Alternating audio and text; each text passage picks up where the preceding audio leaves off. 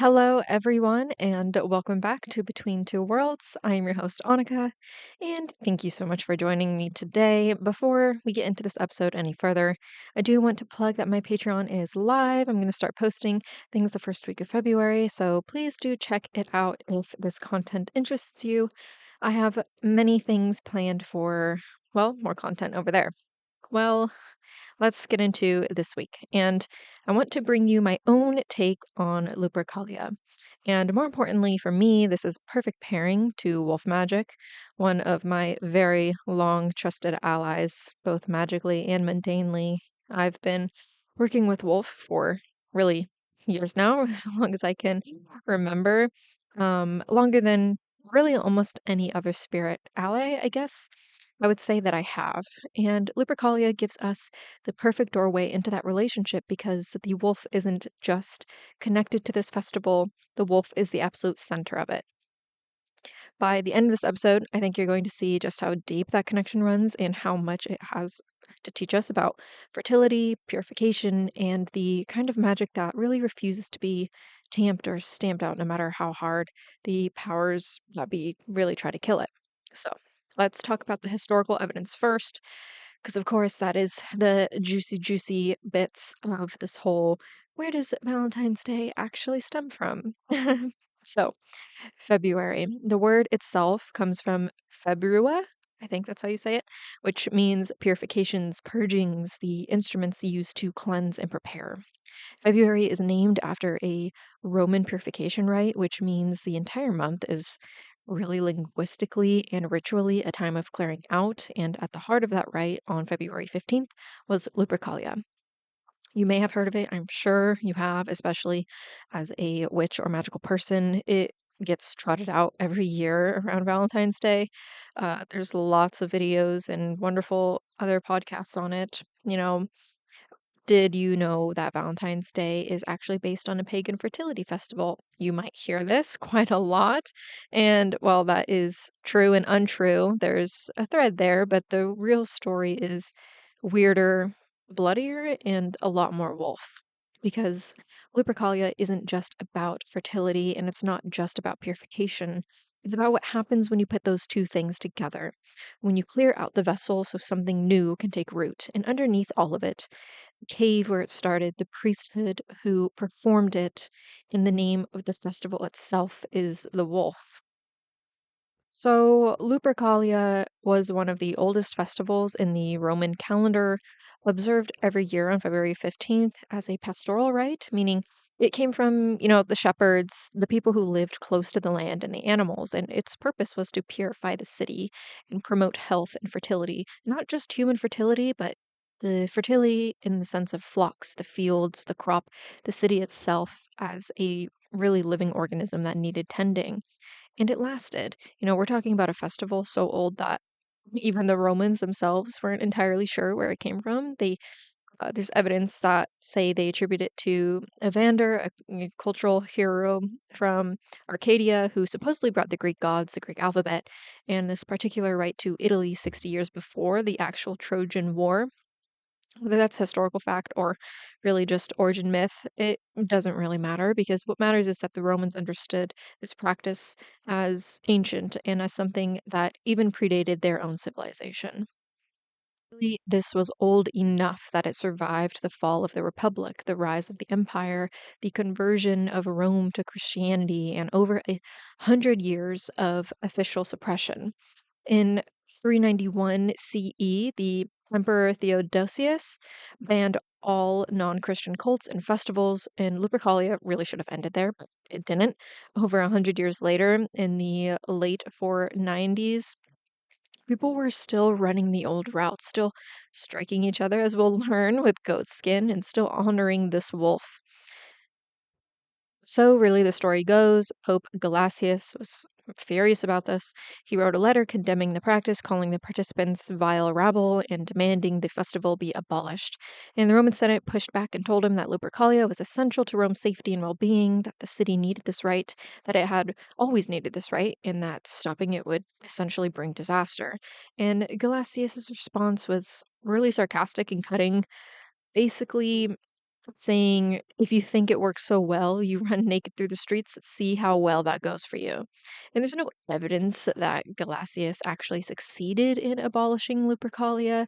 The festival eventually faded, absorbed into the general Christianization of Europe, but it took centuries to die and it never fully disappeared. It just more or less went underground and it dispersed into other practices, other times, other names, and that's what folk magic does. That's what magic that actually works does. It survives. And the rites weren't just performed anywhere.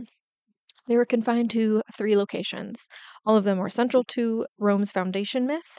So, first was the Lupercal Cave, and this is, of course, the heart of it. The cave sat at the foot of the Palatine Hill, and according to legend, this is where the she wolf found Romulus and Remus, the two abandoned infants left to die, and a wild animal nursed them instead. The Lupercal was the site of that miracle. So, the womb where Rome's founders were kept alive by this wolf milk. And the fact that the rite began and ended there tells you really everything you should really know about what kind of magic this was. And second was the Palatine Hill itself, where Romulus supposedly founded the city, the seat of power where later emperors built their palaces. That's where we get the word palace from Palatine. Third is the Forum, the civic heart of Rome where business was conducted, where power was negotiated, and where the people gathered. So the Luperci, the priests, moved through the most sacred and most powerful spaces in the city. They weren't performing this rite in some back alley, right? They were running through the center of Roman identity itself, retracing the mythic geography of their civilization's birth. And near the Lupercal cave, there was a moor. It was a sanctuary to Rumina, I think Rumina, the goddess of breastfeeding, and the Ficus ruminalis, a wild fig tree. According to myth, the river god Tiberinus guided the twins to this tree, and the she wolf actually found them beneath it. And the fig tree itself was sacred because if you cut it, it bleeds white sap, of course, and this was believed to be milk from the tree. Now, I want to pause here because the fig is not just a Roman symbol, it's also one of my favorite fruits, but it shows up across Mediterranean folk magic and beyond, of course, as a fertility charm of the first order, the manofico, the fig hand made by, tucking the thumb between the fist, the first two fingers kind of making a fist, I guess. It's really one of the oldest protective gestures that we have, and it's used against the evil eye and to even invoke sexual potency and fertile power. And you still see it today in some Italian folk practices and Latin American traditions. Anywhere really the Mediterranean current flows, and fig leaves have been used in love magic, of course, and conception work for centuries. The fruit itself eaten or carried to promote pregnancy, and the tree planted near homes to bless the household with abundance. The Manofico is frequently confused with, or sometimes used alongside, honestly, the Mano Cornuto, the horned hand, for protection. So, when the Romans placed a sacred fig at the heart of their fertility rite, they weren't just inventing something new.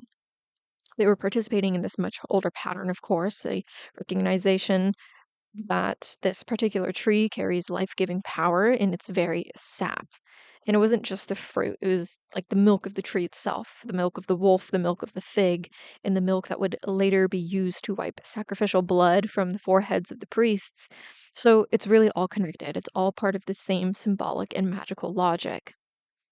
So, of course, the wolf and the myths and legends of wolves run much deeper than Rome. They appear everywhere.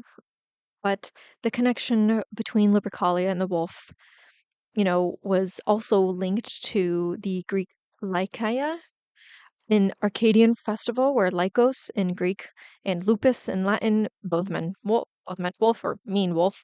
The Lycaea, I think, honored the lichen Pan, basically. So a wild god of the mountains, of shepherds and the in-between places. I believe I talked actually quite a bit about Pan in a earlier episode.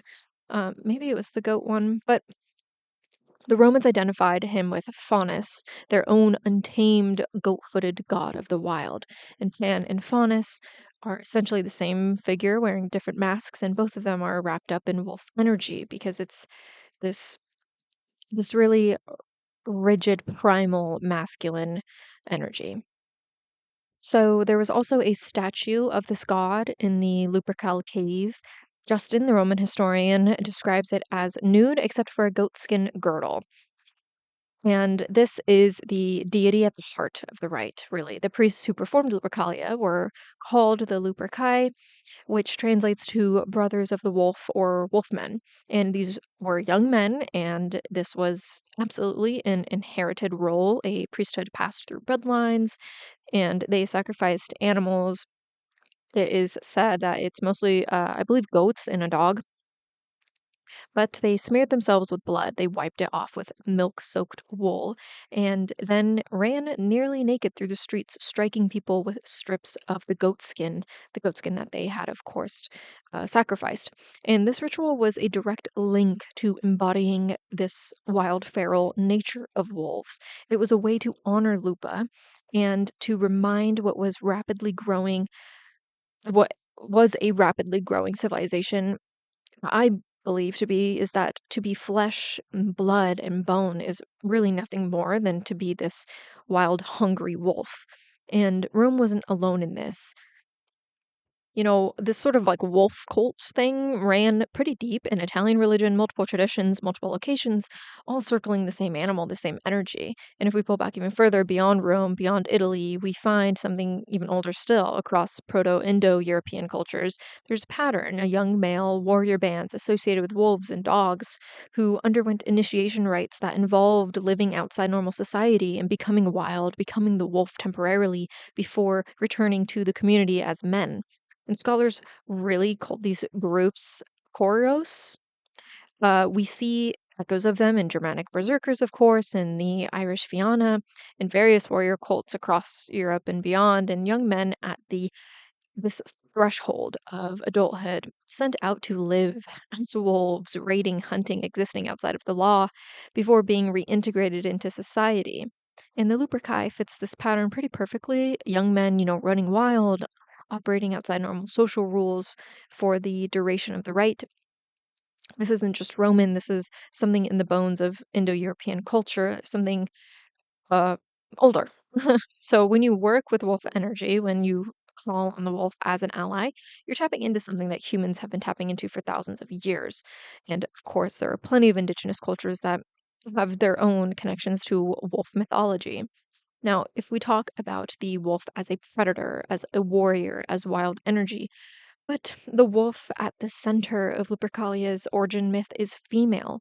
In the Lupa, the she-wolf who found two abandoned infants and nursed them instead of eating them, she fed them, she kept them alive. And I personally think she deserves more than a passing mention. I've always been infatuated, even just by the statue, seeing it pop up many times in art classes. But, I really like to sit with her story and think about what it means, and you start to understand something essential about the kind of magic that Lupercalia is actually working with. So, first, let's actually talk about the myth. Romulus and Remus were twins, right? Born to Rhea Silvia, a Vestal virgin, and fathered, depending on which version you believe, by the god of Mars himself.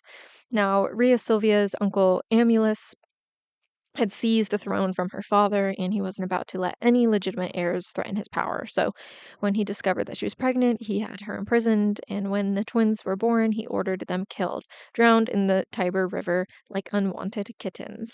Sorry, bark. But that also was a thing back then. But the servant tasked with the killing couldn't bring himself to do it. So instead, he put the babies in a basket and set them on the flooded river. Sound familiar? But figuring the water would do the job for him and his hands would technically be clean, except the river god, Hibernus, may have had other plans. He calmed the waters and guided the basket to the bank to the roots of the wild fig tree, the Ficus ruminalis, with its milky sap, and that's where the wolf found them. Two human infants, crying, helpless, dying, easy prey, a meal that couldn't fight back, couldn't run, couldn't do anything but lie there and wait for death. And the wolf nursed them. Now, at this moment, this is the image at the absolute foundation of one of the most powerful civilizations in human history. Not a warrior, not a king, not a god descended from the heavens, but a wild animal making an impossible choice. The entire Roman Empire, all of it, rests on a wolf deciding to give milk instead of death. Now, this is threshold magic of the highest order, right? This is the moment where everything could have gone away and instead went another. And Lupa is the one who turned the wheel. She exists at the boundary between so many things, beyond wild and civilized, beyond because, here's this wild predator nurturing the children who will grow up to found a city between death and life because she held their deaths in her jaws and chose to give them life instead. Between animal and human, because she crossed the species barrier to mother children that weren't hers, that weren't even her own kind, between destruction and creation, because every predator is a destroyer and she became a creator instead. Lupa, to me, is a liminal deity in her own right. Whether the Romans formally recognized her as such or not, when you work with the wolf energy, you are working with her, whether really you know it or not. That history, that mythology is there, and you're working with the one who stands at the threshold and decides which way things will go. Now, another interesting thing about Lupa, because that is what her name is, I think it's worth talking about because, of course, in Latin, the word lupa means she wolf, but it was also pretty common slang for a prostitute. Some scholars have suggested that the she wolf, actually, in these stories, who nursed the twins, might have originally been a human woman, possibly Acalarentia, the shepherd's wife, who later raised them and who some sources describe as a former sex worker. Now, I don't think this diminishes the myth at all. If anything, it makes it more powerful because now you have, another layer of meaning. And the outcast woman, the one society despises and discards, the one who exists outside respectable civilization, becoming the mother of Rome's founders, the wolf as a woman who survives by her own ferocity, who takes in abandoned children when no one else will, and who has the teeth, metaphorical wise, or other, to protect what she claims as hers. Now, whether Lupa was literally a wolf or a woman called a wolf or some divine combination of both, the symbolism still holds. And the one who should have really been dangerous became the one who saved. The one everyone feared became the source of life. And this gives us a very different model of motherhood than the one we usually get handed. We're so used to this soft mother or gentle mother or the mother who sacrifices herself quietly and never raises her voice and exists only to nurture in the most passive, self effacing way possible.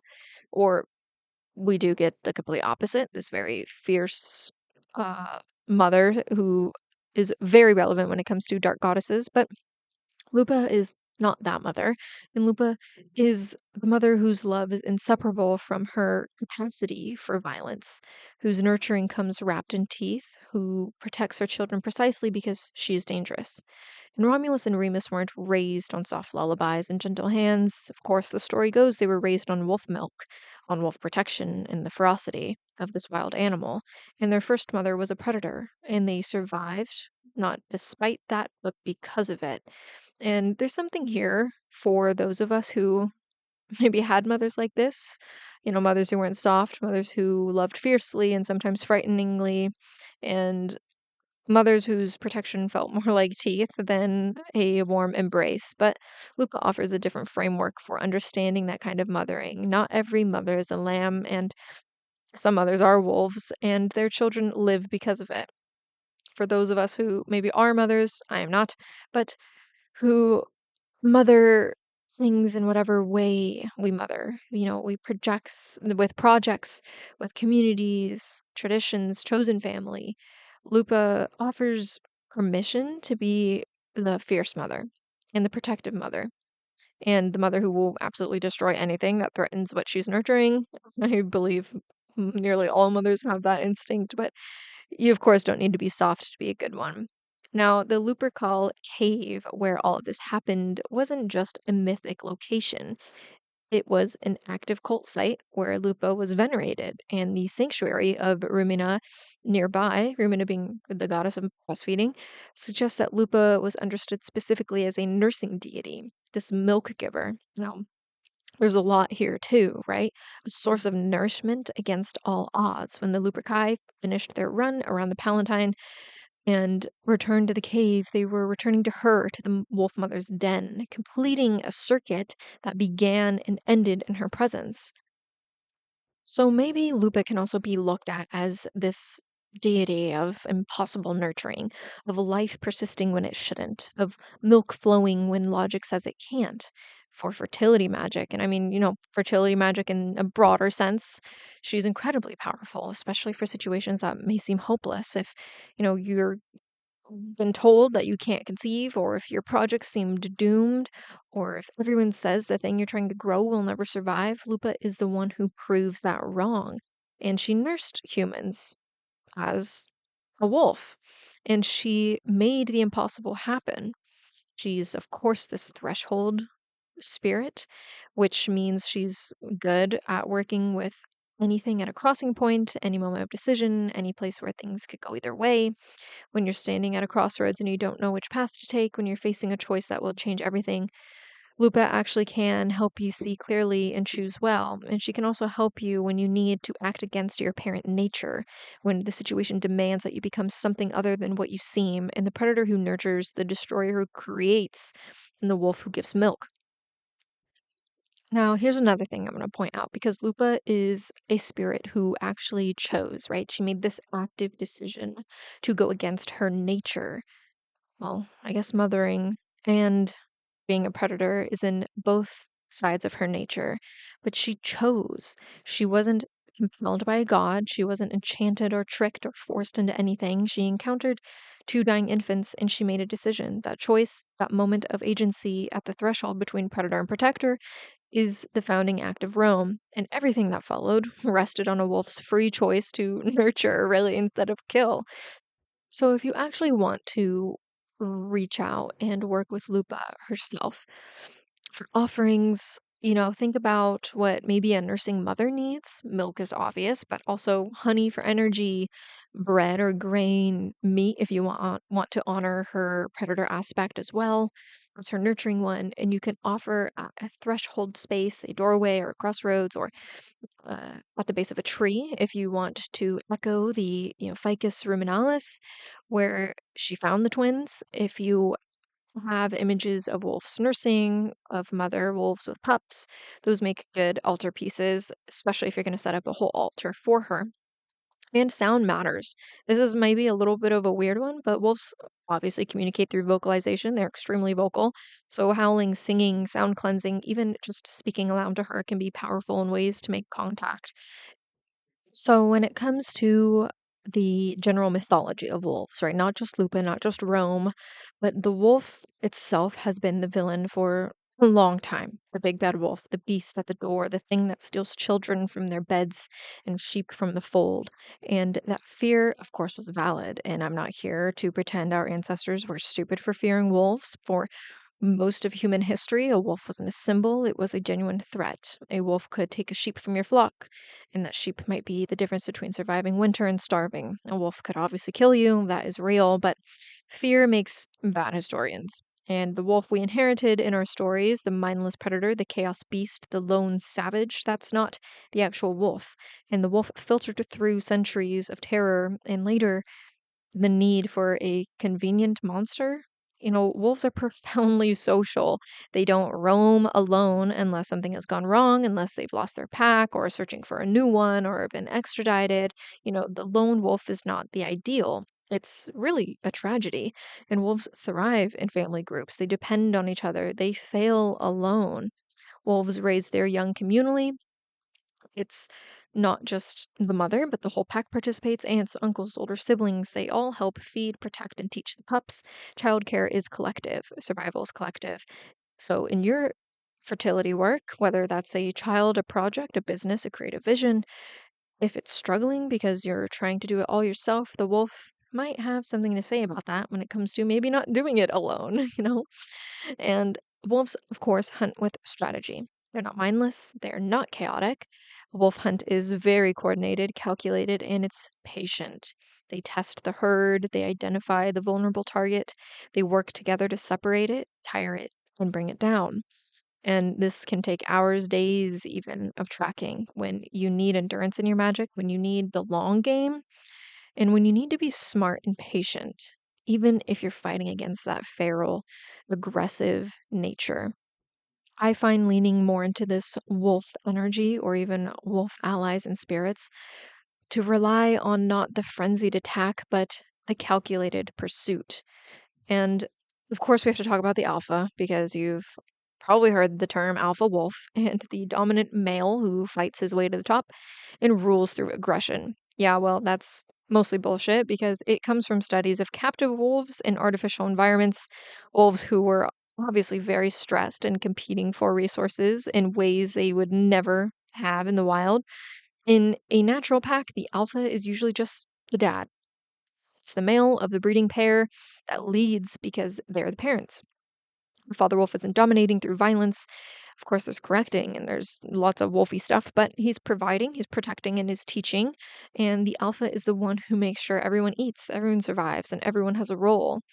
And there's a very different magic in that leadership as caretaking, it's authority as responsibility. So, when it comes to the real folk magic stuff and working with wolves, historically, wolf teeth really were among the most prized protective amulets across European folk magic, worn around the neck or sewn even into clothing to protect against evil spirits, illness, and malevolent magic. I mean, I'm sure you get the idea. Wolves have this huge capability of being these protectors, and they're large and they're scary and they're very, very capable when it comes to taking care of their own and what it is they are protecting. In some Italian folk traditions, a wolf tooth actually was worn by a child, protected against the evil eye and helped with even teething pain. So there's some, of course, sympathetic logic, being that the wolf's powerful bite transferred strength to the child's emerging teeth. And in parts of Germany and Eastern Europe, wolf teeth were placed in cradles to protect infants and give them the wolf strength and vitality. And, there's something really beautiful about that inversion where the predator that parents feared, becomes this protector of their most vulnerable. And a wolf claws. So wolf claws served similar purposes. They were carried as amulets for courage and protection, sometimes set into rings or pendants so they could be worn constantly. And a wolf claw was believed to help the wearer sense danger before it arrived, to sharpen your instincts, to give you the kind of alertness that keeps you alive in hostile territory. Hunters carried them for success in the hunt, and warriors carried them for ferocity in battle. And wolf fur and wolf skin show up in shape-shifting traditions. I know I talked about this in my shape-shifting episode, but really across Northern and Eastern Europe, and of course in North America, when it comes to the First Nations, where wearing a wolf pelt was believed to, of course, allow the wearer to take on the wolf's characteristics, whatever that sort of skin-changing tradition looked like within that culture. Of course, very obviously, the berserkers of Norse tradition wore animal skins, bears, and wolves primarily, and entered these trance states where they believed they became the animal whose skin they wore, fighting with inhuman ferocity. Well, before I get too deep into shapeshifting, just check out that episode because there is quite some juice in there. But moving on, there is also wolf fat. Of course, this was an ingredient that was used in flying ointments and transformation salves in several European traditions, and the logic behind that really being the wolf's essence carried in its fat could help the practitioner slip between forms. So, not just flying ointments for general travel, but to connect to the wolf itself and travel in spirit, to move through the night unseen. Now, wolf eyes. This one's interesting because, they were actually sometimes dried and carried for the gift of seeing in darkness, both literal and metaphorical. So, seeing maybe what's hidden, seeing through deception, seeing through the true nature of things that present a false face when it comes to metaphorical and uh, metaphysical. But if you want to get literal, it was believed that a wolf's ability to hunt at dawn and dusk in the liminal light actually translated physically. and into magical sight that could perceive what the others missed. Wolf hearts in some traditions were consumed or carried by those who needed courage and stamina and the ability to keep going because wolves are travelers. Gosh, they walk and trot and travel miles and miles and miles a day. The ability to travel vast distances, right? To pursue prey for days, to survive conditions that would kill weaker animals. And then, of course, bones. There are wolf bones that can show up when it comes to casting lots or reading omens. And some traditions actually held that a wolf bone buried at the boundary of your property would protect the entire homestead, the wolf guarding in death as it guarded its territory in life. And this obviously translates to the territorial behavior of wolves. They really do not intermingle in each other's territory. So perhaps burying the wolf's bone at your property, protecting its territory, would then ward off actual real wolves from coming onto your property and taking sheep or resources or so on and so forth. So wolf shows up as a deity, as a divine messenger, as a sacred animal, as a spirit animal. And of course, there's only so much you can touch on in one episode, but I want to give you a sense of the breadth of it, right? We've talked about Lupa and her role in Roman religion, and Faunus and Pan and their wolf associations. And of course, there's more in Norse tradition. But I am by no means an expert on those other traditions, and instead of just researching and spitting things out, I would like to talk about within European witchcraft specifically in more folky ways. So wolf shows up in some fascinating ways when it comes to the actual medieval and European witchcraft period. Now, the werewolf trials, one of the early modern period, while horrific in their persecution of innocent people, really tells us something about how deeply Wolf was associated with magical transformation and power outside the bounds of Christian civilization. The accused were often said to have received wolfskin belts from the devil, or to have used magical salves to transform, or to have been born with the ability to shift. And while, of course, with these trials and the other witchcraft trials, while they might have been fantasies of the persecutors, they drew on genuine folk beliefs about wolf magic and human wolf connection.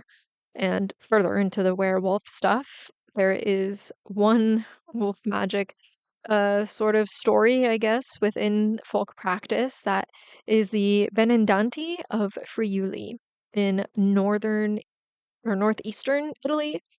And these were people, both men and women, who were born with a caul, which is the amniotic membrane covering the face at birth. And this really has marked them as special from the moment they entered the world. They believed that on certain nights of the year, particularly the ember days, which fall 4 times a year at the change of the seasons, their spirits left their bodies and traveled out to do battle against malevolent witches and sorcerers who threatened the fertility of the crops and the well-being of the community. And really, here's where it gets interesting for our purposes because some of the Benandanti reported traveling in the form of wolves or being accompanied by wolves or running with wolf packs during these spirit journeys. And the wolf wasn't incidental to their practice, it was one of the forms their spirit self could actually take when it went out to fight. And actually, there are detailed records of the Benandanti because the Inquisition spent about 100 years, from, of course, 1575 to roughly 1675, trying to figure out really what to do with them. And the trial transcripts preserve their testimony in ways that let us hear their actual voices before the church's framework completely overwrote their understanding and what they were doing. And what they were doing, according to them, was protecting their communities. They described going out to fight in their spirit form to fight witches who wanted to destroy the harvest, battling with fennel stalks against the witches' sorghum. And if the Benandanti won, then the crops would be abundant that year. But if the witches won, then there would be famine. And they didn't see themselves as evil. They didn't see themselves as servants of the devil. They were genuinely confused and offended when the Inquisition tried to make them confess to witchcraft because, in their understanding, they were fighting against witches, not allied with them. And the Inquisitors didn't know what to do with this, of course, because They didn't know what the fuck folk magic was when it came to the traditions they were impeding on, but it didn't fit their model at all. They kept pushing the Benedicti to admit that they were really witches and their spirit battles were really Sabbaths and their animal forms were really demonic. And over the course of a century, you can watch the testimony change as the Inquisition's framework slowly infected the folk understanding. And by the later trials, the Benedicti were starting to describe their experiences in terms the church had taught them. But the earlier accounts are remarkably free of that contamination. What we see in those early accounts is a form of spirit work that involved taking an animal form, including wolf form, for the purpose of magical combat in defense of fertility and community well being. And this wasn't about curse transformation or a demonic possession. This was about the soul having the ability to wear different shapes, to become wolf when wolf was needed, and to run with the pack in the spirit realm. And the Benedicti who traveled as wolves or with wolves were doing something that connects directly to what I've been talking about throughout this episode. They were accessing wolf energy, wolf form, wolf power for the specific magical purpose. And that purpose was fertility and protection, the health of the land and the people who depended on it. Sound familiar? That is Lupercalia. That's the Luperci running through the streets to purify the city and ensure abundance. So, if we connect this to a modern practice, because it really suggests that wolf transformation doesn't have to be about the physical body at all. It can be about the spirit, the soul, the part of you that travels when you dream or trance or journey. You can wear wolf in the spirit realm, even if your physical body stays human, and the work you do in that wolf form can have real effects of the waking world. You might wake up smelling a little like wet dog, but the Benedicti believed their spirit battles determined whether the harvest would succeed or fail. And while we might understand that differently today, the underlying principle holds, what you do in spirit, in trance, in the other world ripples back into ordinary reality. And if you want to explore this kind of work, the Benedicti offer a model. So you go out in spirit, you take the form that's needed for the work at hand, you do battle or do healing or do whatever magic needs doing. And then you return to your body in your ordinary life. The wolf self isn't something you're trapped in, it's something you can put on and take off. A form your spirit knows how to wear when wolf is what it's called for. So, quite obviously, the medieval period had a complicated relationship, to say the least, with werewolves. And really, I think understanding that relationship might help us understand how wolf magic went from being a respected tradition to being something demonized and persecuted, or taboo, to say the least. So, in the earlier medieval period, werewolf stories often had a surprisingly sympathetic tone. There are romances and lays where the werewolf is a nobleman cursed by a wicked wife or stepmother who retains his noble nature, even in wolf form, and is eventually restored to humanity through the intervention of a good king or a faithful lover. And the werewolf in these stories isn't evil, he's tragic, and his wolf nature is something imposed on him rather than something he sought. So, an example of this is the Bisclaveret, a 12th century lie by Marie de France, tells of a baron who transforms into a wolf 3 days every week, and whose wife, horrified when she learns his secret, steals his clothing so he can't transform back. Why she would do this, I have no idea. But he lives as a wolf at the king's court, recognized for his noble behavior until the truth comes out and he's restored. And the wolf in this story is more honorable than the humans who betrayed him. His wife and her new husband really are written as the real monsters. Now, there's another 13th century romance. I'm not even going to try to pronounce the French name author, but features of a prince transformed into a wolf by his stepmother, who nonetheless protects and guides the human hero throughout the story. And again, this wolf is noble, helpful, and ultimately restored to human form when the curse is broken. Now, these stories suggest that in the high medieval period, there was still space for the wolf to be something other than purely evil. Still an understanding that wolf nature and human nature could coexist, and that transformation didn't necessarily mean damnation. But as the medieval period progressed and the church tightened its grip on what was acceptable belief, the werewolf started to change in the cultural imagination. And the theological question that exercised medieval scholars was whether physical transformation was actually possible. They've been asking this question really since the witch trials. And could a human body really become a wolf body? Or was it an illusion and delusion? Was it spiritual? The dominant position following Augustine was that demons couldn't actually transform physical matter, but could create powerful illusions that made people believe they had transformed. Of course, this is what fit their narrative, right? Because if they think they see a weird cat doing a weird thing, then of course it must be a witch. But this meant obviously that everyone who believed they had become a wolf was either deceived by demons or actively working with them. This theological position had devastating practical consequences because it meant that, of course, folk practitioners who worked with wolf transformation, who used the solves, and who actually did the spirit journeying techniques we've been discussing were automatically categorized as either demon deceived or demon allied. There's really no room in the church's framework for wolf magic as a legitimate practice. Well, any practice, but for the Benedetti's instance, that they were fighting evil rather than serving it. That also had no room. Then, of course, by the early modern period, the werewolf had become firmly associated with witchcraft, and the werewolf trials that erupted across Europe in the 16th and 17th centuries treated lycanopathy as a subset of maleficent magic.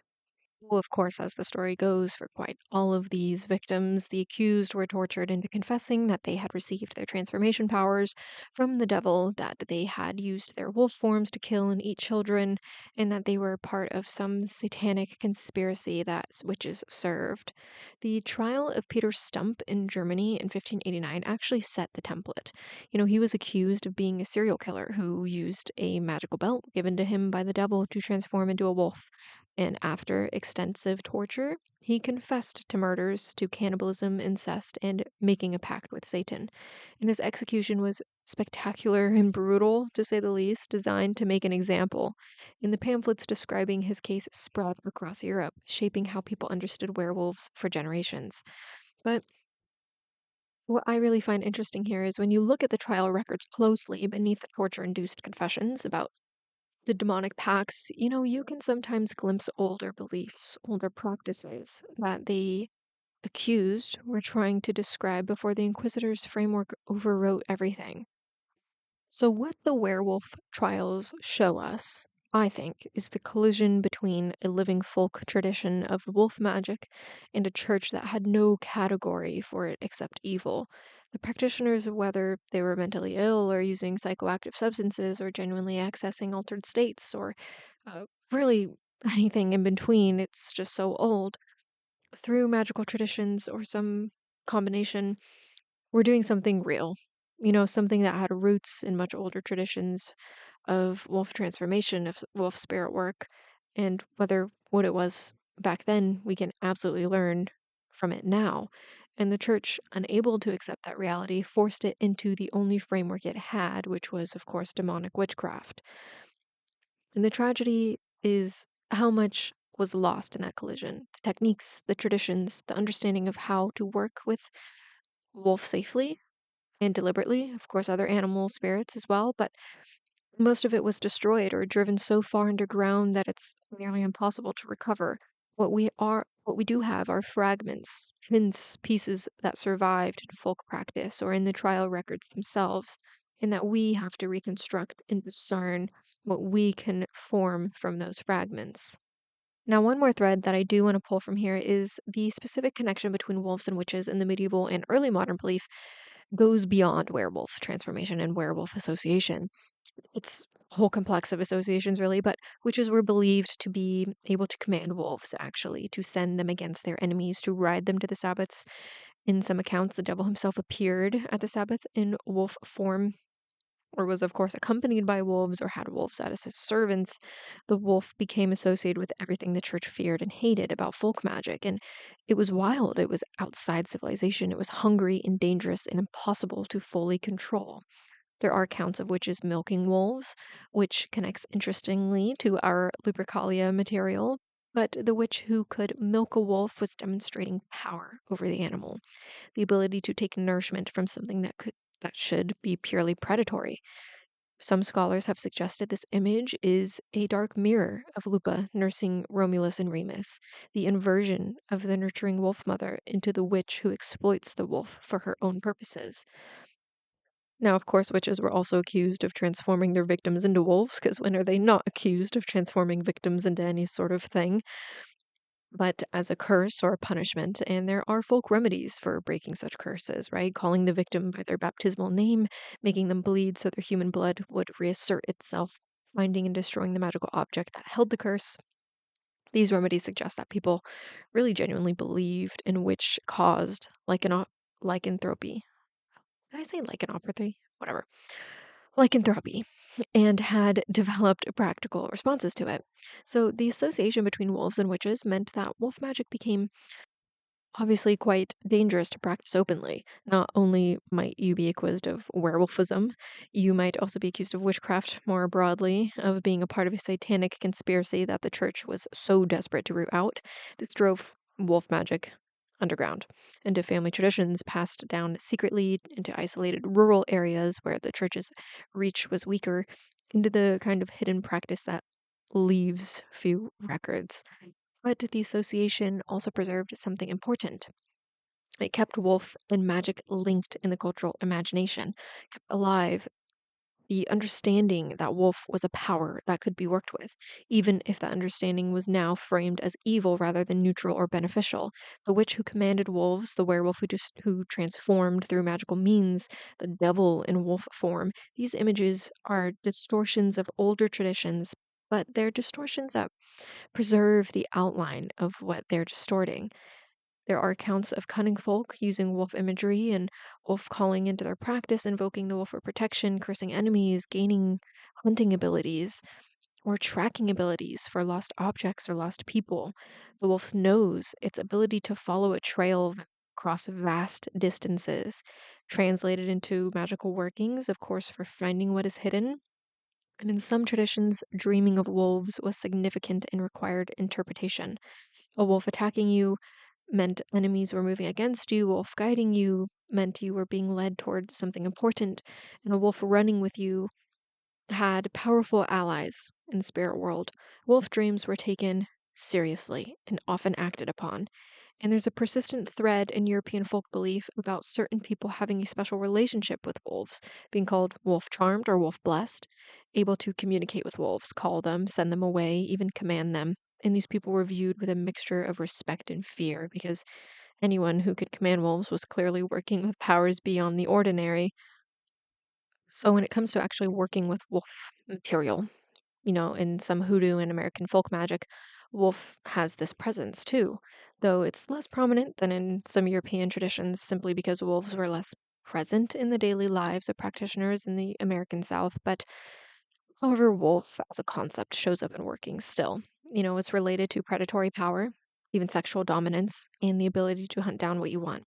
There are old formulas for oils meant to give the wearer a wolfish attractiveness, a dangerous appeal, maybe, and the kind of magnetism that draws prey to predator.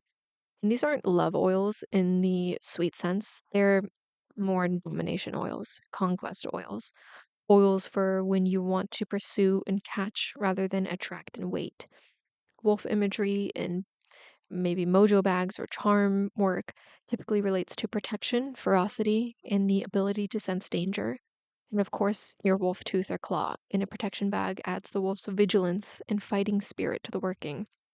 Now, wolf hair, if you can get it, adds the wolf's ability to move unseen, to approach without being detected until it's too late. Now, quick little disclaimer here. If you live in North America, I believe it is strictly illegal because they are protected species, but just be aware of that. So, in some Appalachian folk magic, which blends this European tradition with indigenous and African influences, even wolf shows up in protective workings for the home and the family specifically, in charms for hunters, and in curses meant to send a wolf after an enemy.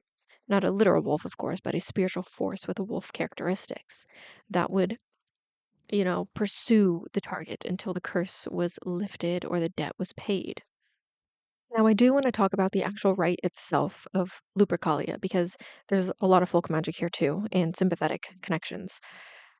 So what actually happened on February 15th was what the Lupercalia actually did, right? The Lupercalia were organized into two ancestral colleges, the Quintiliani and the Fabiani, named after old Roman family lines.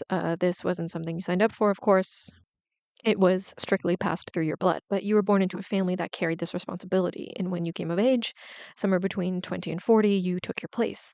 The two colleges may have originally represented the two founders, Romulus and Remus, each of whom supposedly established their own group of followers. So even the structure of the priesthood echoed the myth. Two brothers, two wolf nursed boys, two lines of wolf men carrying the right forward.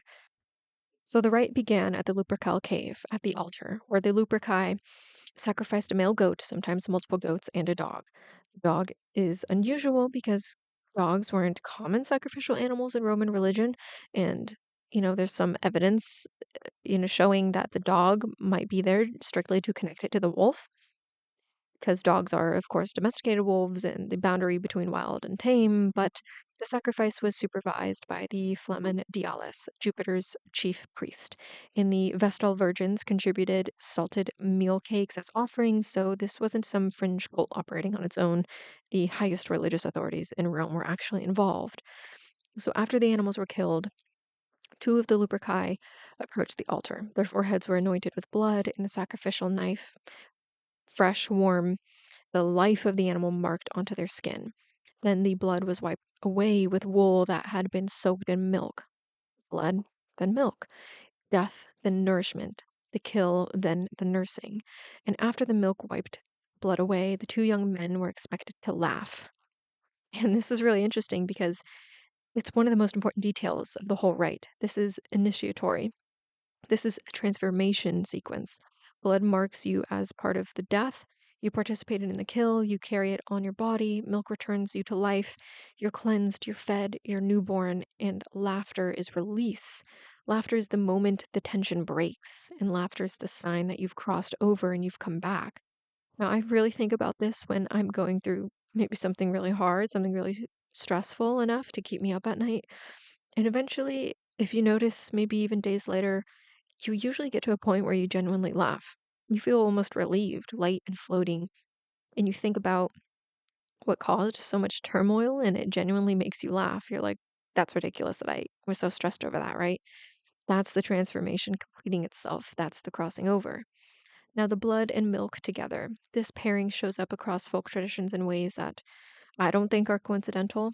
In, of course, some British folk magic, blood was used to seal pacts and mark ownerships, while milk was left out for household spirits and used in healing work.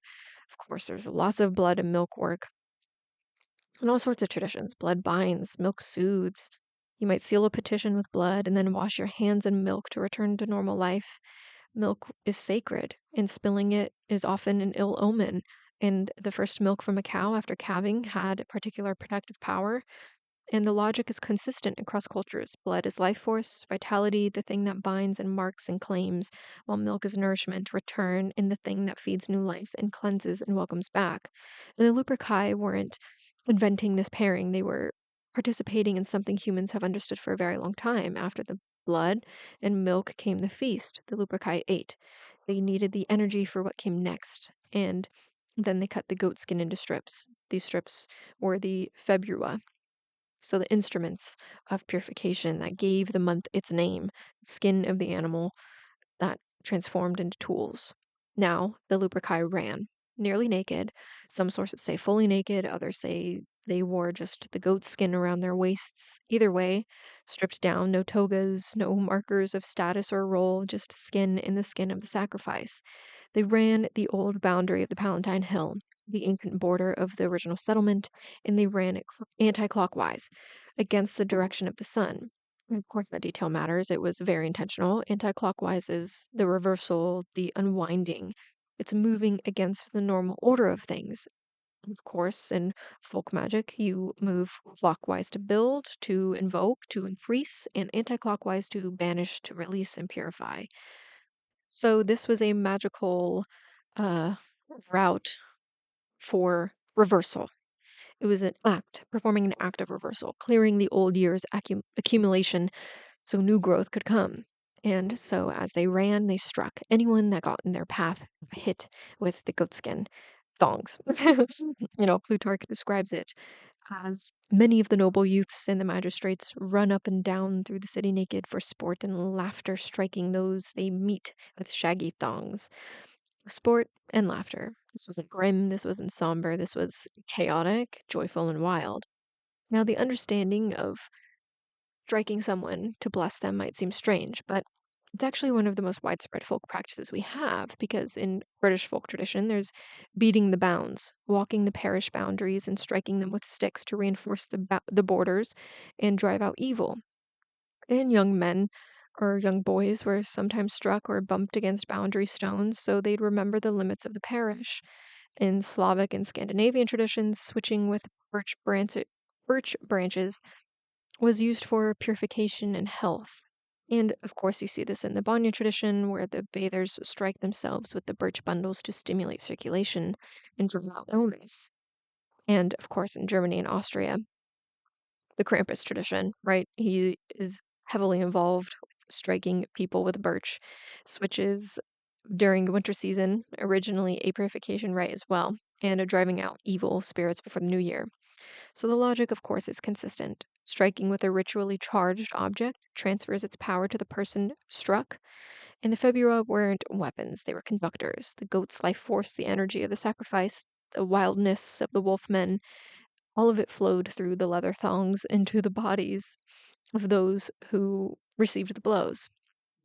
And here's where fertility enters explicitly, because Plutarch again quoted, and many women of rank also purposely get in their way, and like children at school, present their hands to be struck, believing that the pregnant will thus helped in delivery and the barren to pregnancy. So women of rank, of course, purposely got in the way. They positioned themselves in the path of the Lupercalia, held out their hands, and waited to be struck.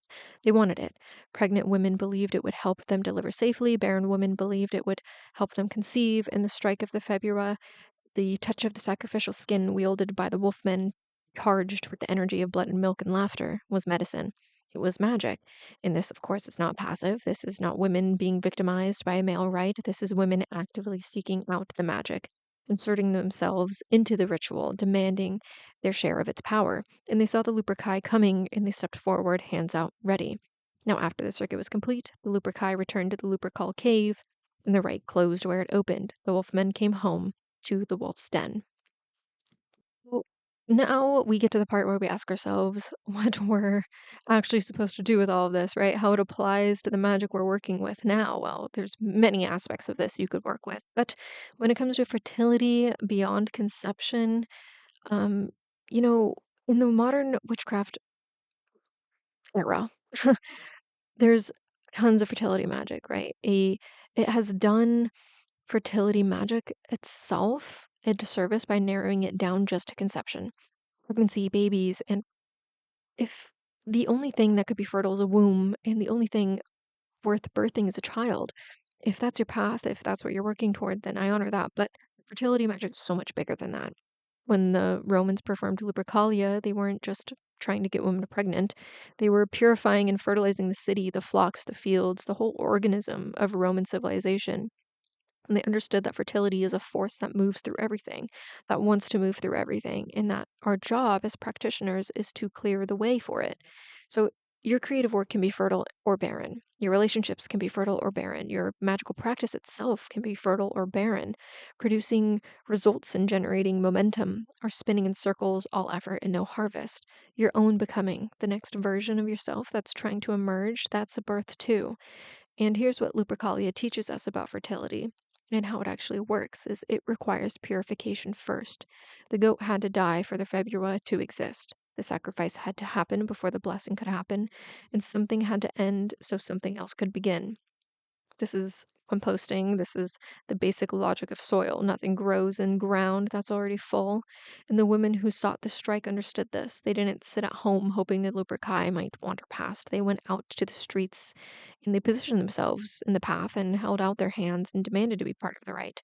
Fertility magic requires participation, requires you to put yourself in the way of transformation. And sometimes Sometimes the reason something isn't growing is because it shouldn't grow. Because it's not the right time or the right soil or the right seed, because your own deeper wisdom is preventing a birth that could actually harm you or do a disservice to you. So before you try to force fertility when there is none, it's worth sitting with the question of whether the barrenness is a problem to be solved or a message to be heard.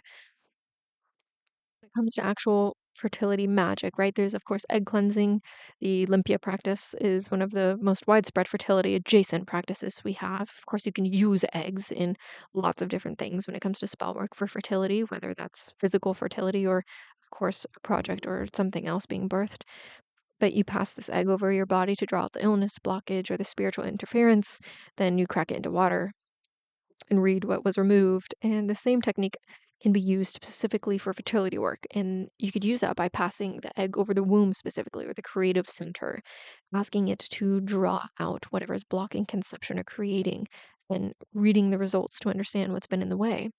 Now, of course, crossroad, you could use crossroad dirt, which shows up in some fertility work across traditions, but the crossroad, of course, is a place of possibility where paths meet and choices are made, and the dirt gathered from the crossroads can be used to open the ways for conception or creation.